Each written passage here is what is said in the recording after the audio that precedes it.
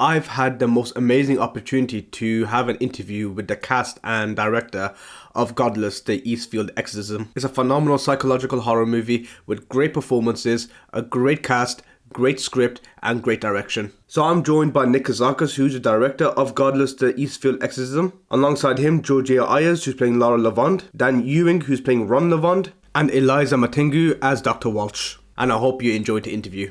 All right, I'll start off. I'm Nick Kazakis, and I'm the director of the film, Godless, Eastfield Exorcism. And to my right panel is Dan. G'day, my name's Dan Ewing, and I play Ron Lavond. Hello, my name is Georgia Ayers, and I play Lara. What kind of research did you have to conduct to ensure an accurate portrayal of exorcism in this film? Because we all know that exorcism ain't the main pinpoint of the whole film itself. It's more psychological, it's more spiritual as well. So what kind of research did you conduct? Yeah, it sort of went into like the early stages of lockdown. So we were kind of locked down for quite a while, more than most of the places in the world. And myself and the writer Alexander Anglis Wilson, we really wanted to do a exorcism film. But the more we were researching that kind of vibe, the more we started finding a lot of cases of people dying from exorcisms. So we did a lot of legal research. There was a lot of there's a lot of documentation out there, case by case, that's quite similar to what we've done because we're inspired by true events. And, furthermore from that, we did a lot of undercover research where we would attend churches, more of the charismatic, more of the extreme churches, to kind of get a feel of what was going on and how they were sort of portraying their religious faith and their beliefs. And yeah, that was our research. As for the actors, I'll let them speak for themselves, but I know Georgia wasn't really kind of keen or didn't really like too much horror. So I got her to stay away from a lot of exorcism films, so we didn't lean into the tropes of those. But I'll let her speak on her behalf for research. Yeah, I guess Nick definitely still showed me a lot of terrifying exorcism videos, even though they weren't like horror films. And I think I was very much guided by the research that he had already done. And then once we kind of got to filming, it was trying to make it as natural as possible and not like some of the other exorcism films where it's like very, don't want to say over the top, but like very intense. Like we still wanted to keep it very natural and very real. But in regards to research, yeah, a lot of it was just listening to Nick and like the materials that he had collected. I'm sure, I don't know if Dan's similar, but. I intentionally looked at precisely zero. I didn't want to be influenced by anything. But I did more so a lot of character research. So what I mean by that is I actually have an uncle who's a Catholic priest, and I spoke to him about do exorcists exist? Because you hear rumors of, there's one place in every diocese over here in Australia. And he was quite forthcoming with that information, which is quite interesting to me because I thought he might be a bit, oh no, it's just the movies or what have you. So I sort of leaned on him, and there's a proper training program and everything, so they're ready for these sorts of events that do occur. And that was sort of my mainstay of that was my mainstream of research. But no, I didn't sort of go through text, and I certainly stayed away from other movies. And I think we got someone else in as well. Special guest, Eliza. Yeah, no, sorry, I'm kind of in transit. I'm on holiday, so I'm just a bit, sort of cobbled together. It's actually good timing because we were talking about the research that we put into the film and our characters in particular, Eliza, and just wanted to get your feedback because you actually helped shape a lot of this script. You and Dan put in a lot of feedback into this, but in particular, you did a lot of research from a psychologist's perspective. Yes, I did. We had an intimacy coordinator who was also had psychological training, so I spoke with her a lot because I think before taking on the role, I wanted to make sure that because it's a female story, it's a domestic violence story, I would argue. And so I wanted to make sure that it was tackled in the right way, especially because a lot of the time George's character doesn't really have a voice in it. And so as the other female voice, I wanted to make sure that I wasn't doing or saying anything that was not treating the subject matter sensitively, even though it's, essentially entertainment. So I spoke a lot with yeah, with the psychologist, I did my own sort of research into like what the protocols could have been, because I think for me, especially on the first read of the script, I was just kind of blown away at how little my character could actually do. And as the person who I am, I'm like, no, I would do more. I would go in there and I would like, do all of these things. But actually, once you get into it, you know, no matter how well-meaning the individual is, it's actually the systems that are in place kind of tie your hands to be able to actually do you know, the things that I suppose the individual would want to do. So I think that's what kind of drew me to it. And once I uncovered that, I thought that was kind of an interesting thread that kind of went alongside the religious fundamentalist aspect to it. It was actually also, you know, the police, the psychologist, all of these sort of systems that are meant to protect vulnerable people actually are set up in a way that by design actually means that some of the most vulnerable people aren't able to be helped. So I think that's kind of what really sort of got me over the line. Yeah, because I think that exorcism films tend to touch on certain elements of like the religious side of things when it comes to personal beliefs, but normally they touch upon broader, you know, religious issues and societal issues as well. But did you intend to make any of these social or cultural commentary through the entire film, and what themes did you explore and why? Yeah, I think it's a good question. We definitely wanted to bring in a lot of the themes that are present in the film and throughout it. Like one big credit needs to go out to Tim Pocock, who plays our exorcist, and his situation is so unique. So we had already kind of had our casting almost set for that character, and then Dan thankfully recommended Tim because they had worked on a previous film together, and there was something in Tim's tape that was just so unique, and there was just like this duality to his character that we'd never kind of seen before. And it's because he grew up in Opus Dei, so he was part of a very, very full-on organized religion, and he you know, being that he is gay rather, within a structure that really kind of demonizes that, he was hiding who he really was. So we really wanted to play with a character that was really unsure of themselves. And a lot of the church members that we represent in this film kind of have that kind of bleeding through. So that's something that we really wanted to kind of push. Did I answer the question, or did I just go on a tangent about Tim? There's that crush again. No, to be honest, that's perfect, because honestly, I think that one of the performances I really enjoyed was from Tim. And normally in exorcism films, you'd feel scared from the demon, but I was more scared of Tim's character more than anything else, because it was just that uncertainty when he was slapping Laura, and you didn't know what kind of person he actually was. Was he using the idea of faith and his religion as a gateway to, you know, show off his psychotic tendencies? Because you didn't know if what he was doing he actually believed in it or not. Yeah. And I was going left and right. I didn't know if I should actually believe in him, that he thought that Lara was going to be resurrected or not, or he was just, you know, fulfilling his psychotic tendencies. Yeah, there's actually a really kind of interesting sort of perspective on that. If you go back to the days of ancient Greece and all of that kind of side of things, a lot of those people back then believed that when they had love, it was the God of love that was speaking to them. So if they fell in love with someone, that was God speaking to them. And a lot of the things that Tim brought to this character was that any thought that he had was God speaking through him. So when he's suddenly panicking for some of the things that he's doing, he's reinforced by his own kind of paranoia to kind of push forward in another direction. So one of the big things is that he does genuinely believe in everything that he's doing.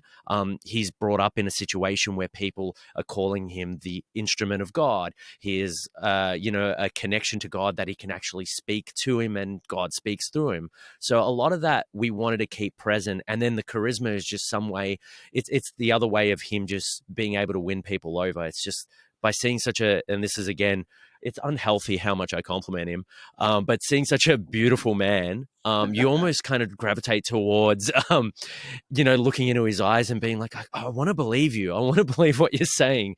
So, yeah, he's going to love this podcast. He's going to love this. He's going to love this interview that we're doing, actually. So this is going to be great. As a production designer, as someone who does costume and makeup, they made him look very suave, made him look very professional, made him look clean, someone that you would never expect to see that sort of performance from. And I like that juxtaposition as well. So it's quite cool that he brought something which I've never seen in an exorcism film. Normally you'd have a priest or some conduit of the church, providing that service, but he is totally the opposite of what you normally would expect.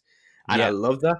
So yeah, he was amazing there. It was one of those real magic moments, one of those real serendipitous moments. Because I'd obviously worked with Tim before, but just knowing him as one of my closest friends, and if I lined up this amazing sort of character description that Alex, our beautiful writer, and Nick put together, and married it with Tim's childhood, it was almost the same. And even some of the photos, the character photos from some stories we were inspired by, it was almost like the spitting image. So.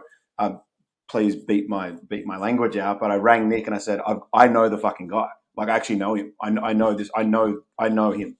And he's like, what do you mean? I was like, I've got not only the actor look and ability wise, but he actually grew up like this. And it was just that you could, and just by chance, one of the other producers on the film actually knew him as well. It's one of those lightning in a bottle, serendipitous, the God, the universe, whatever you want to call it. It was absolutely magic. And he obviously, God. Is that you? Sorry. It was one of those magic moments.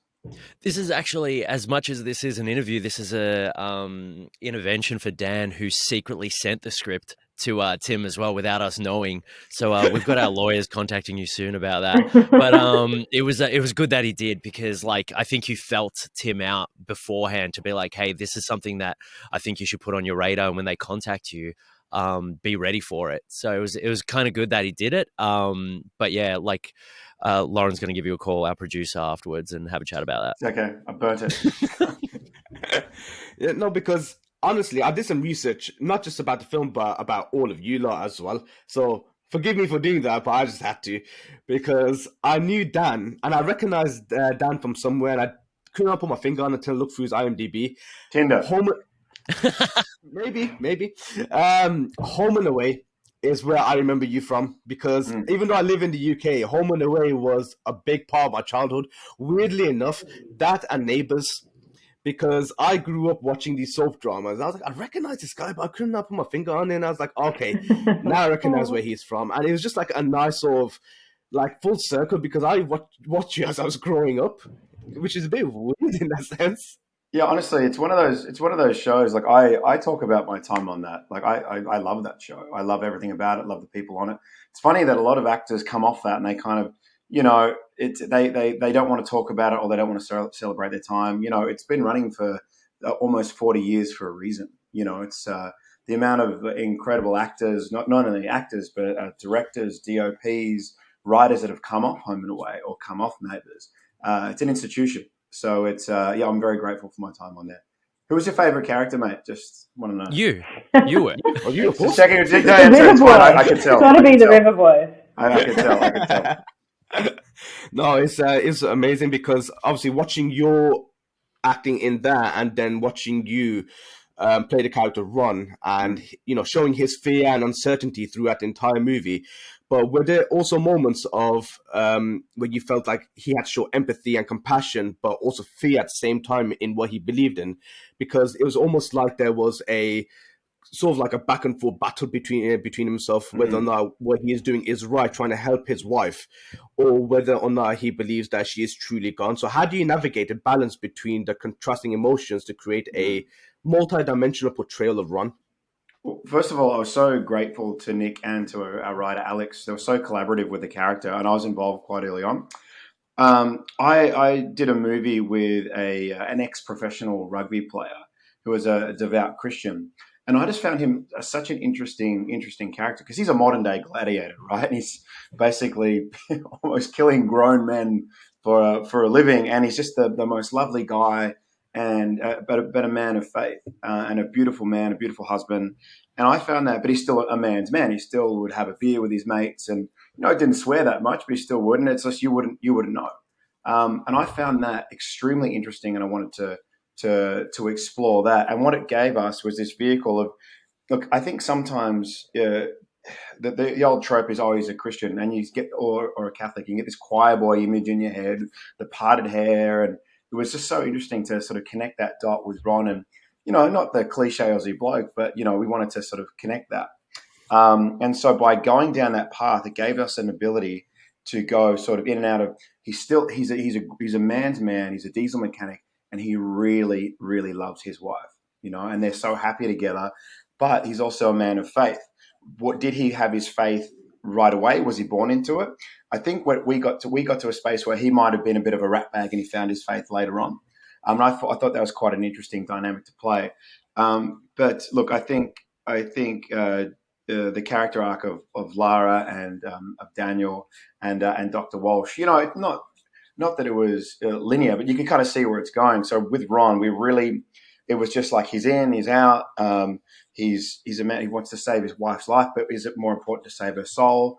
One of the really great little bits we got to put in the script was there's a physical altercation, because Ron's obviously physically a lot bigger than Daniel James King, and like his wife's being assaulted, it's being abused, and there's a moment there where I said he's a man's man. He's probably done some boxing, playing rugby. Is there a moment where he literally physically intervenes? I'm not saying this big over the top punch on, but Nick and Alex really liked the idea, and we just had that moment where he kind of grabs Daniel James King, picks him up, and pins him to a wall. But such is his manipulation and his power that we sort of gets back into the process. But I thought it was important to put that moment in there because it's. I'm sure there's people at home going, why doesn't he just save his wife? No, it's okay. You got to save her soul first. So it was such a privilege to play Ron and have that collaboration, because it was tough. It was really tough. For me, I know what I would have done, similar to Eliza. It was a really, really tough thing to play. But it was so beautifully crafted by our director and our writers and our producers. So it was great. Yeah, no, it was actually a great performance, because I actually felt like I was in the scene when you and Tim were literally going at each other, and he was literally trying to persuade you that this is the word of God, this needs to be done, and the whole scene was just meticulously created so well. I really enjoyed it. So yeah, no, it was a phenomenal piece to actually watch.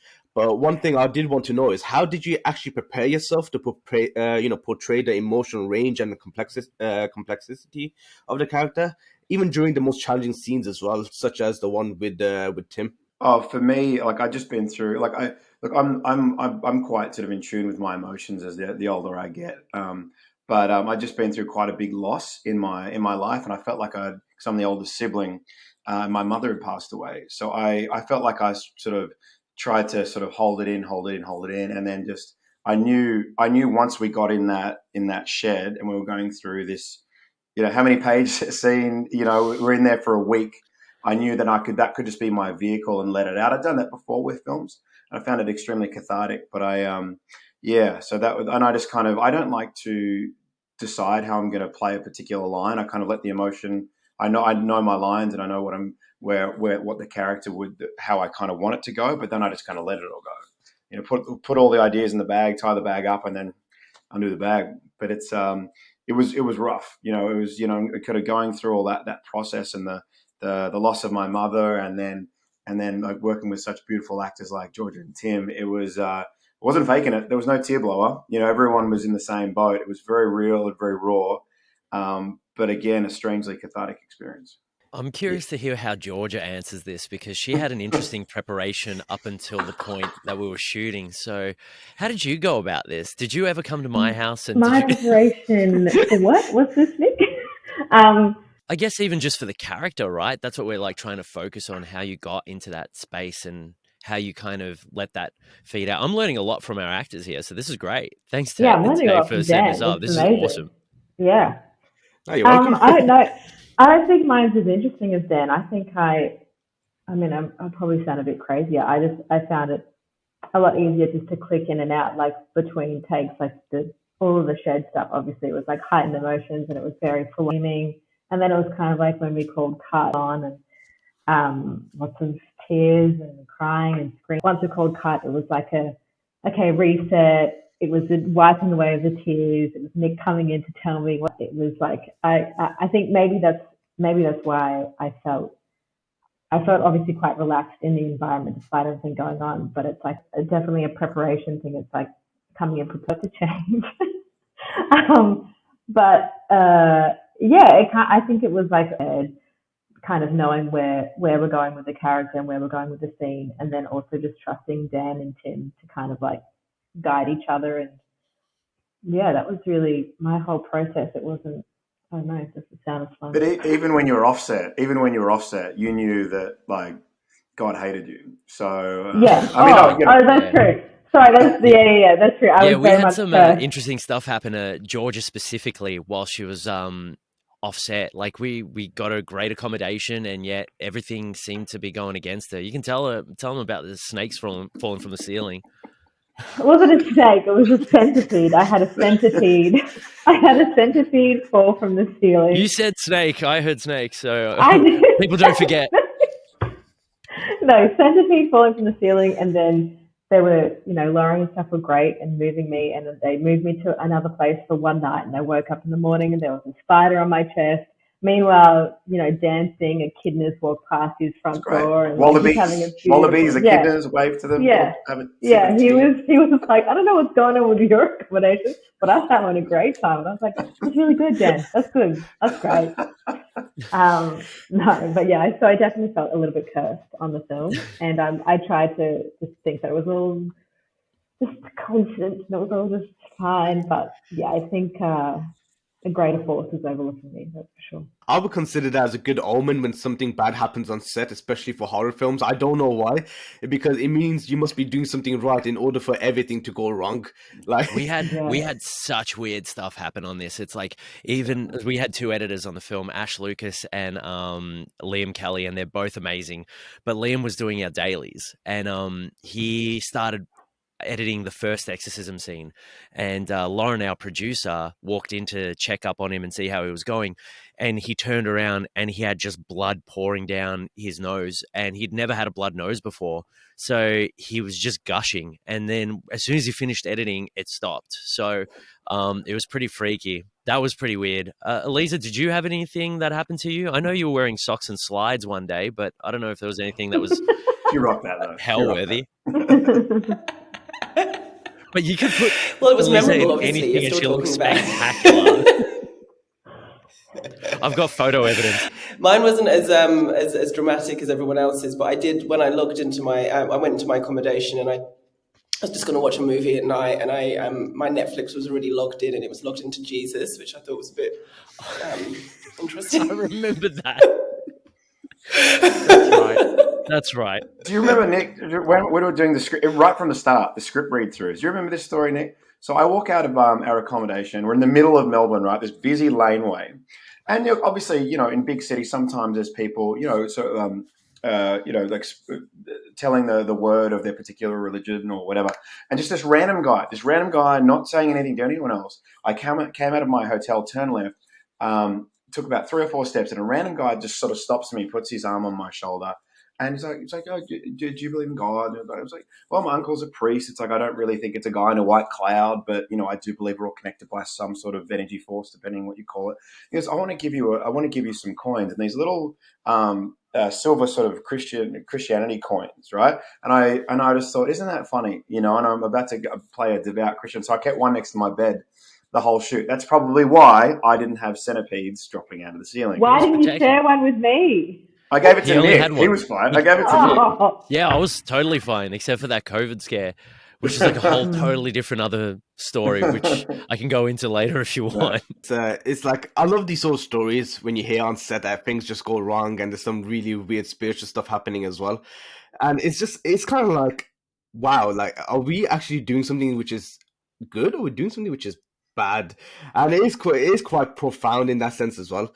But the one thing I did want to talk about, especially with especially about the character of Dr. Walsh, which is very interesting for me, is because we haven't seen the psychiatrist's point of view in many exorcism films. So one thing I want to know is, how did you approach your understanding of the character's professional background and incorporating it into your performance? And did you have like any dilemmas in your performance, and how did you navigate them? I had constant dilemmas, as Nick would know, because It made the film better for it. I loved it. I think she thought I was getting off the phone with her, and I'm just like, again with this person. But I actually loved every bit of feedback she brought in. They were like, they're the exact holes that people, if we didn't do that research, people would poke apart, you know, on online forums and all that kind of stuff. So you're coming in with some good quality, but I'll make you feel guilty for it, so that way I can use it against you at a later date. Thank you. I appreciate it. Yeah, so I think, you know, she sort of came from it as, like, I saw her as the eyes of the audience as well. So all of the questions that I was asking, I was thinking, this is what the audience are going to be like. Why isn't she, you know, but why isn't she doing more? Or why, you know, why isn't this happening or that happening?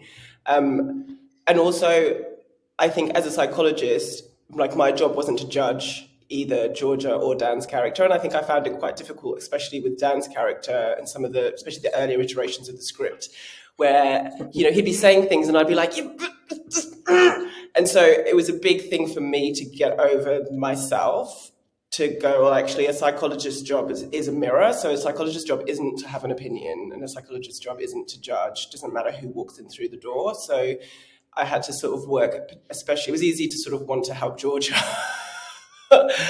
but to want to work with Dan to help Georgia, which essentially is Dr. Walsh's job, that was kind of more difficult to get through. And so I think a lot of the talking to the psychologist and just kind of leaving a lot of my own self at the door, and also working with Nick as well to really understand, you know, what her function was, because she very much was just a kind of conduit of the story. Like, she didn't sort of have, you know, too much of her own, you know, arc going on. So it was really just to sort of help facilitate what was happening and to give that eyes of the audience to sort of almost like a little bit of an anchor, just to all the madness that was going on around, to have this sort of one person who's like, I don't think everything's okay.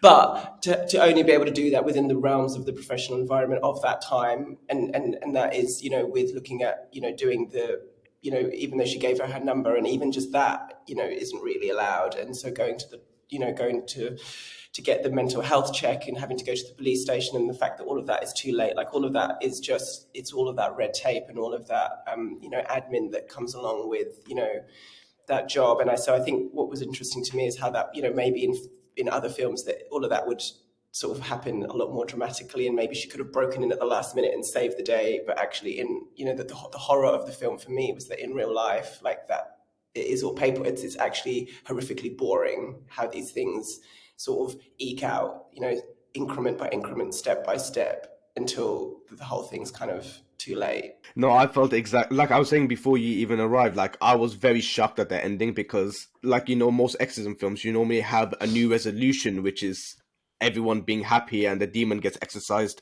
But in this sense, I was waiting for the punchline for for Georgia to come back to life, and it actually worked. Like, oh my god, like, this is a miracle. But no, it's a true found horror that this is based on you know, real life events that actually happened, that people do die from exorcism films. And it's just quite heartbreaking that some people are so far gone spiritually as well, that they believe that they can bring back a human after after possession and after they pass away. And it's like, wait, is this actually real? Because there are moments in watching this film that I felt like I was shocked, because once you see Tim pulling apart Georgia's mouth and he's literally breaks her jaw, I was literally screaming. I was like screeching in my chair. I was like, no, this can't happen. This can't happen. And then literally the sound of silence, and everyone just comes to the realization, like, wow, he actually killed her. But he wasn't, I don't guess he realized, in a sense, he still thought that he was doing God's work.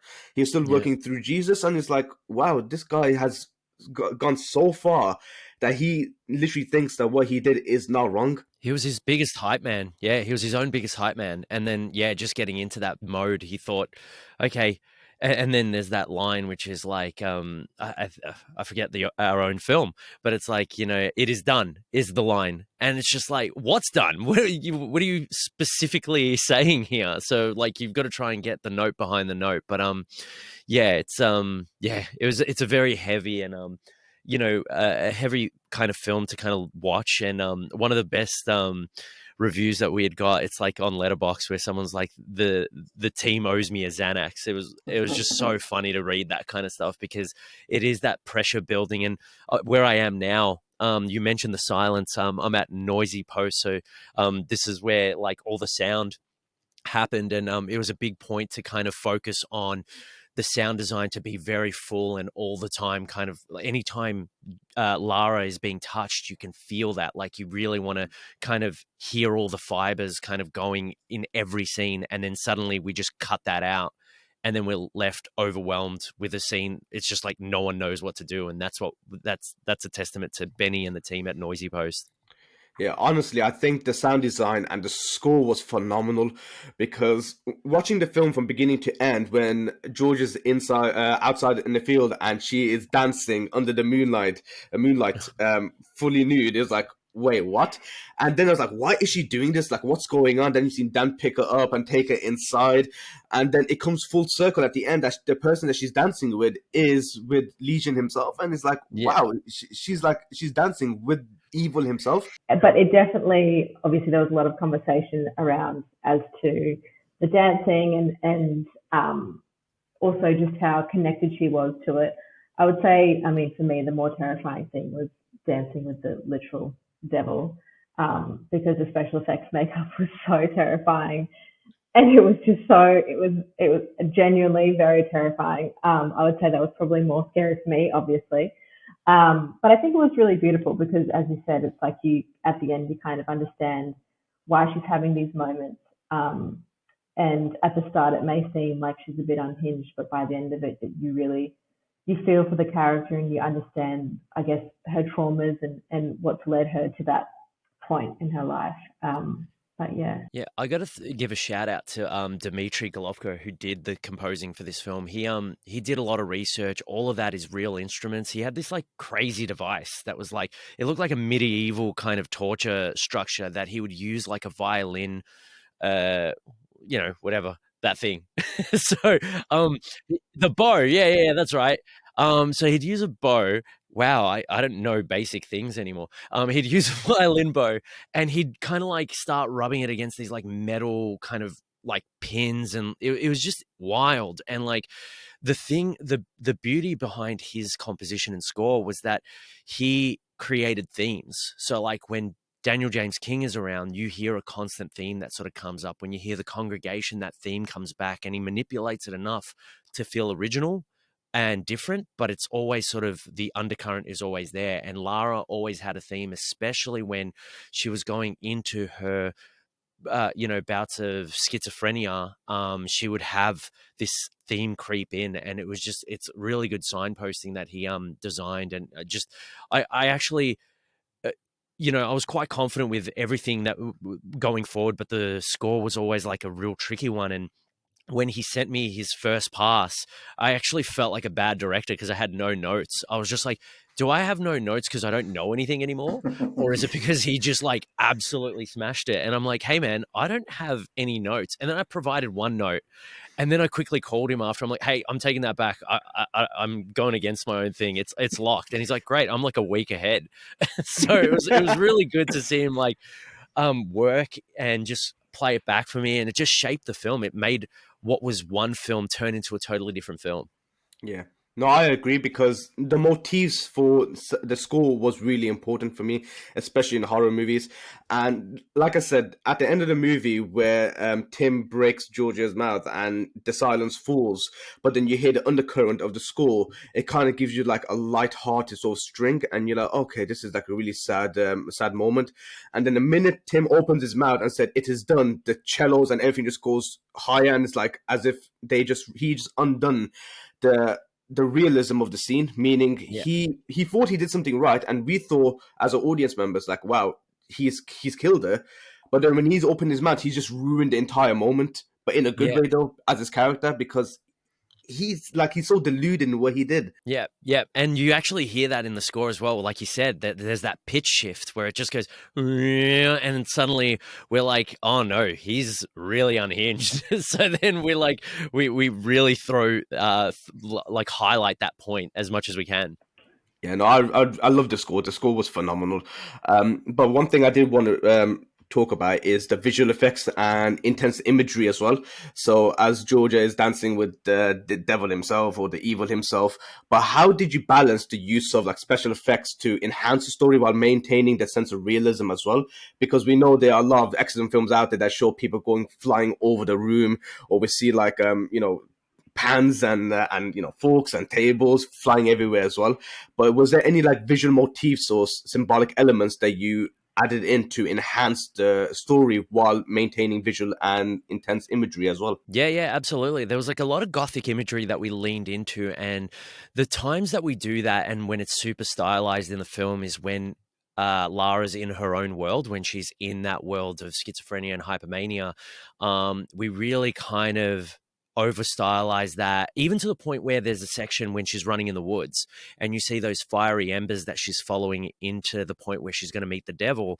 There's a moment where there's a point of reality. So anything through Lara's perspective, we see fiery embers, but something that's happening in reality outside of her, in particular when Ron is running through the forest, there's no fiery embers. When her dress gets caught on the tree stump, there's no fiery embers. So we've kind of got like little Easter eggs like that to show that it's not real and it's not in reality. So we played around with a lot of that. And then the rest of the film, we whatever is real, we kind of took a docudrama approach to it to make it feel like you're in that situation, such as the congregation session that only Dan out of the three of our beautiful actors here got to experience the wild setting in that church. But we shot that so kind of handheld and loose because we really wanted to feel like we were in there and have that claustrophobia. So those are the two things that we really wanted to focus on when we were in a state of, it wasn't right. We really over stylized it. And when we were back in reality, it felt grounded. Yeah, no, I agree. That opening scene was it was kind of weird because I felt like I was there. The use of handheld just kind of gives you that unsettling sort of atmosphere as well, as everyone is actually preaching about God and Jesus, and you think, wow, this is a bit too much for me. Like I felt a bit uncomfortable, like how far they were going, and of course the Dan's character as well, just sitting there, just trying to take everything in and realizing that his wife at home needs this sort of help, and he is trying to go to Dr. Walsh and trying to get that signature off so he can get like a proper exorcism. But of course she doesn't, and he ends up going off the rails and doing something very unconventional and getting Tim's character involved. And it's like, is this like real life in which a lot of people are desperate to do these things because they don't have no other options? It's surprising how well you've actually delved into the reality of the situation, not a Hollywood approach, but more authentic approach as well. Yeah, and that's one thing that actually Eliza sort of brought up in the early stages as well, and also reminded us when we did our premiere in the States. It was it's this situation of like Ron, and this like we'll throw to Dan for this as well, but it's like Ron can get like the right answer, but it takes a lot longer, and he's seeing his wife suffering, and or he could go the fast route. And the fast route is to like get this spiritual man in who is connected to God that could fix her like that. So that's something that we really played with. Is that how you felt it, Dan? Yeah, I mean, I sort of imagine it in the sort of backstory stuff I did in my mind. There's that connection with Ron and Barbara, that certain like motherly character. So whatever Ron had been through in his past, this particular church and this motherly figure and his relationship with God had worked for him. So he truly trusts Barbara. So there's that aspect, but yeah, it obviously didn't work. It didn't work out too well for Lara. Oh my goodness! And also, if I could just add, in terms of it's like everybody is sort of well intentioned, including Ron, in that he genuinely wants to help Georgia, and it's that idea of people who fall through the cracks. And so when he comes to Dr. Walsh, he's not getting he's not feeling heard or understood. And so then when he goes to Barbara, she's saying, I hear you, I understand you, and I've got this solution that's going to help you. And I think that's how these sorts of groups and how these things happen, is because people, it's like how Donald Trump ends up in power. It's because there's a large body of people who don't feel heard or understood, and then someone comes in and offers them a solution and says, look, I get you, and this is your problem and this is your solution. And it all becomes very simple and very clear. And that's how these things sort of happen, and these congregations sort of exist, and those extremities get sort of pushed and pushed and pushed. Is all people like wanting a solution to their problems and their pain, and they just want it to go away. And unfortunately, in that vulnerability, they're just able to be taken advantage of. And essentially, Ron is taken advantage of in a sense, because if he was in a different place with a different group of people, a different solution would have been offered, which wouldn't have ended up in. And that was really important to me. Sorry, go for it. Sorry, Lisa. I was going to say, so that was like a really important thing when I was working with, like trying to work with Ron as the Doctor, to sort of try and empathise with his character and not just be like, this guy's just is that to try and see it through his lens, which again I think is an interesting take from Nick's perspective, in that it's like not having this like cartoon sort of goody and a baddie and an evil and a devil, and it's like bringing in all of those human elements and trying to give a humanity to all of the people, no matter how awful the things that they're doing or what's and that's what kind of makes it again even more horrific, is just the humanity of it. Yeah, I think the most important thing to me was the relationship with Ron and Lara. You needed to believe and feel that he truly loves his wife, and they are in love, and they're just in this horrible situation. I think some of I love where we got to, but I also love the early drafts. But there was a little bit more Ron throwing the toys out of the cot when like he met resistance from Lara. And a little bit more, I guess we could say misogynist, but like with that sort of, using religion sort of, it was a bit more, I don't know, it was a bit more, I found it hard to connect with him in that way, because I was like, but you're making it about you, it's got to be about your wife. And then with Elisa's input, I just thought it was amazing. We got to this very gritty, very real piece, and it's not really a horror film. It's much more a true crime story, much more a drama with supernatural themes. I think that's why we've got such this incredible response. That's why we're talking to you, Ty. It's like it really does affect people, and I think it's because in my opinion, it's because of that realism, because of the work, and you really do believe each and every one of these characters. Like I said, watching exorcism films, they all have a very common theme and typical tropes as well. But the way that Nick directed it and the way he went about it is very unique for a director's point of view, that he wants to create sort of a dilemma between the audience members and what they're watching, whether or not they believe it's real, because this is more lifelike and more based on reality than what we've seen in previous exorcism films. Yes, it's based on real life stories of people getting exorcised in in the UK or in Australia, in the US. But this delves deep more into the psychological side of things, and whether or not people do believe they are possessed, or if they do believe that there's a hand of God to actually, disrupt this entire exorcism. And it just makes me realize that these type of movies are needed.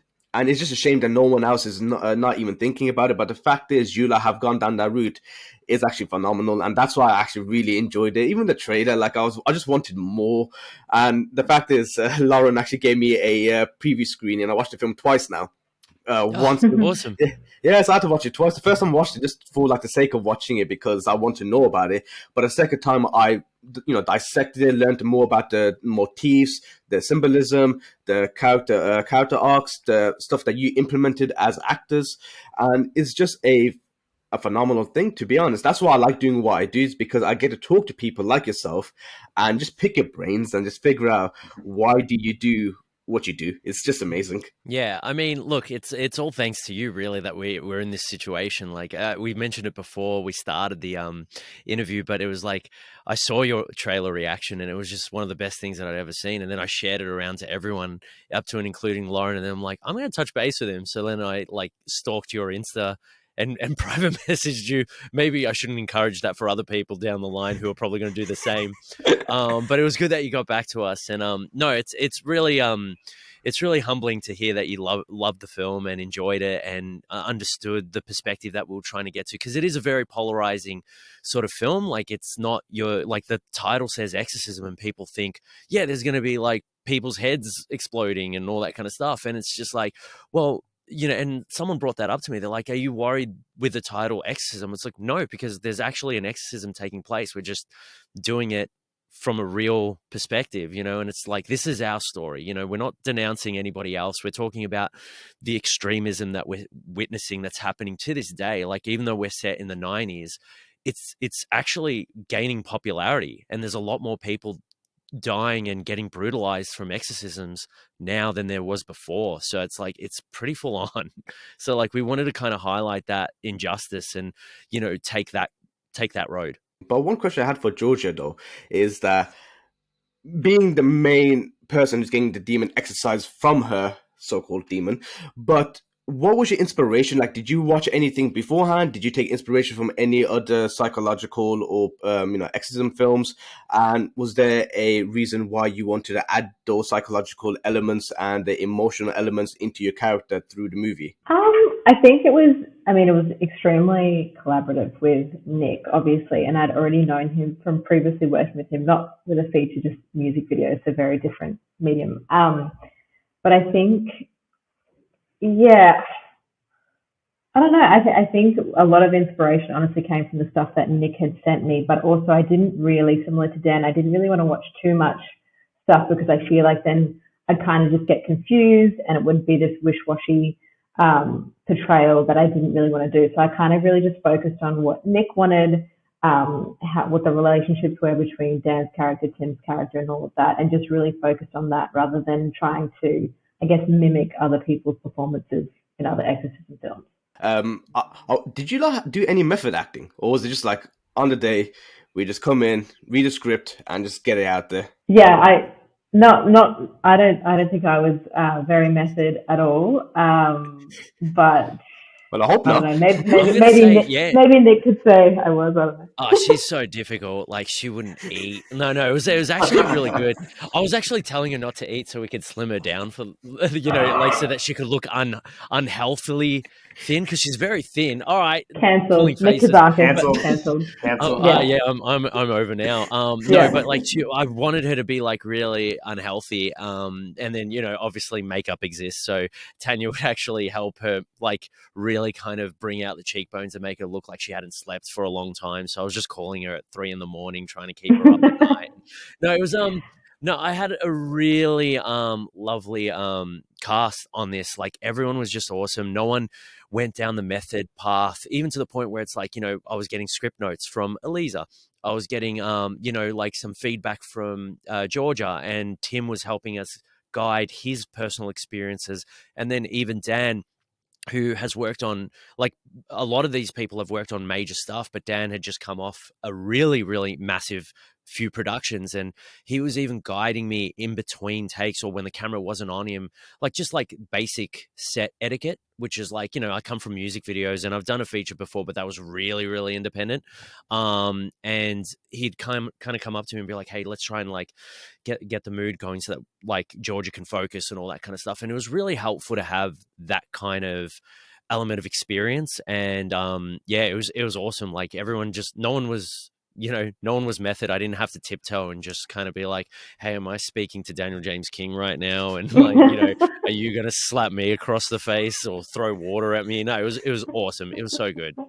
That's hard too. With a film with this sort of subject matter, that sort of thing is really difficult, and it's dangerous. It can be very dangerous, So, and look, I felt Ron was being quite useless towards the end of the film, so I was trying to help Nick out, trying to help Georgia. I couldn't help Lara, but I was trying to help Georgia, as much as I could. No, that makes perfect sense, because I would have imagined that if you're going to go with the full method acting, I think a lot of bad things would have happened on set, especially with Tim. I think he would have taken it a bit too far. But aside from that, the one thing I did want to ask from like a production standpoint is that were there any innovative or unconventional techniques used in the film production or storytelling that any of you can actually touch on? I think some of the few things that we did have, aside from getting Georgia actually cursed and having her use that. We used a lot of, like I said, the sound design stuff that we kind of played with to enhance a lot more of it. But one of the big things from me as a director with the cast is I went to every single one of them and gave them validity for their character. I didn't, and this is something that Eliza brought up earlier. But it's just like I didn't go up to Ron and say, "Hey, you're like neglectful husband, yeah," like, or you're just going to talk over her because this, and that. Like, I'd go up to him and be like, "Hey, she can't get the words out. Try and help her. Try and like get her over the line. You need it. There's a timely method here." And then that reads differently when we're focusing on Lara, and I go over to her and say, I go over to Georgia and I'm like, "He's cutting you off. He's not letting you talk." And so then suddenly there's like natural conflict between those two characters where, and then Tim as well. I'm like, "Hey man, just look at this person that's in front of you. It's no longer a human. It's 3-4 different creatures that are inside of her."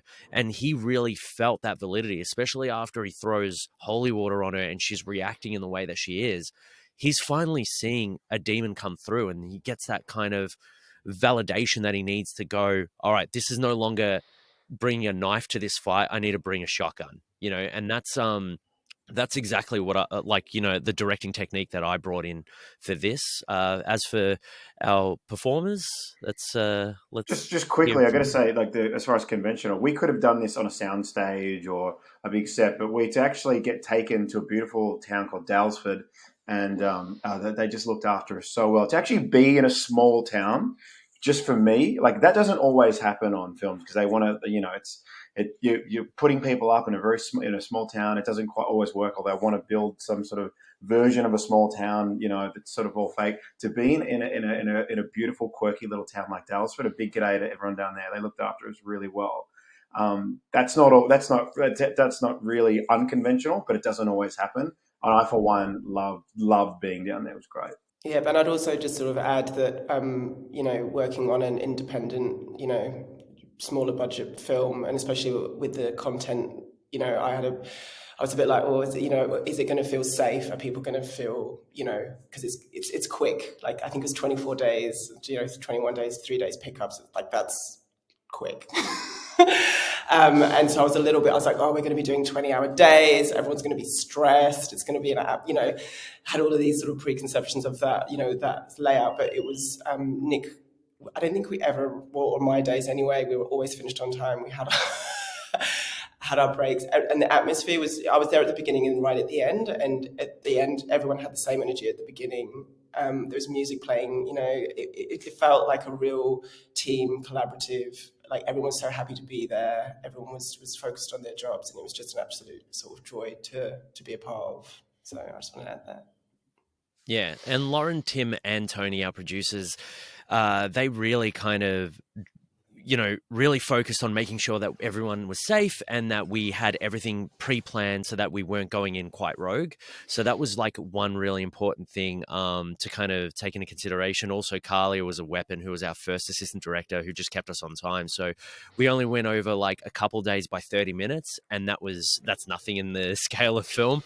And that was only due to safety. So it's like we wanted to make sure that everyone was safe, and we were doing car rigging, and we had like cars skidding and explosions and all that kind of stuff. So it was just like, on those days the 30 minutes was justified. But everyone was like really cool to hang out with afterwards. Like we had such a family kind of environment. Like as soon as we wrapped, people wouldn't go home, which was great. Like, even Dan would bring beers to set and all that, and people would drink afterwards and just kind of kick back. So it's like everyone enjoyed being a part of it. At least that's what I saw, and that's my own reality. I don't know if that was anyone else's, but Georgia, what about you?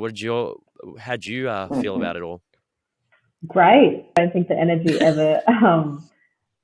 Great. No, I think exactly what Elise was saying. It's like I don't shifted as like it never. I don't think I ever really. I'm sure a lot of stuff happened behind the scenes, but in regards to moods, like everyone was always keen for the next day. It's like even if it was a long day, I think because, as you said, Carlia just ran such a tight ship that we kind of knew that we would hit everything that we needed to hit. And if we didn't get it, then we'd get it somewhere else. We'd pick it up some other time. But it never felt stretched. And as a, like, acting in it, I never felt like I was rushed, and especially with an exorcism film, the last thing you'd want to feel is like acting perspective, to not feel rushed, and yet I'm sure it could have been chaos. Okay, can you just hurry up? Can you just get those tears going right now? So that was nice from that. No, but honestly, thank you all so much for that. It's actually a really nice way to even delve into the idea of filmmaking. Even though I work in the film industry, it's just nice to speak to people who do the things that I always wanted to do as well. No, thank you so much for having us. Like I said, it's so amazing to see you do your thing. And I'm like, I just joined TikTok just so that I could watch your reacts. And I appreciate that. And that's not even a lie. Like I literally have like 12 people following me, and I'm following 2 people, and you're one of them, and my dog is the other one. So it's like, you know, it's really awesome to see you do what you're doing. It makes the film industry fun. It makes film making fun, and I'm glad that, you know, the plus side and the bonus is that you like the film and that you had the time to talk to us. It's just really cool. No, I appreciate it. Thank you so much for all of that. Thank you so much for watching. I hope you enjoyed the video. I hope you enjoyed the interview. And if you like what you see here, please subscribe, share, comment, and follow me on TikTok, Instagram, and YouTube. And hopefully I get to see you in my next video.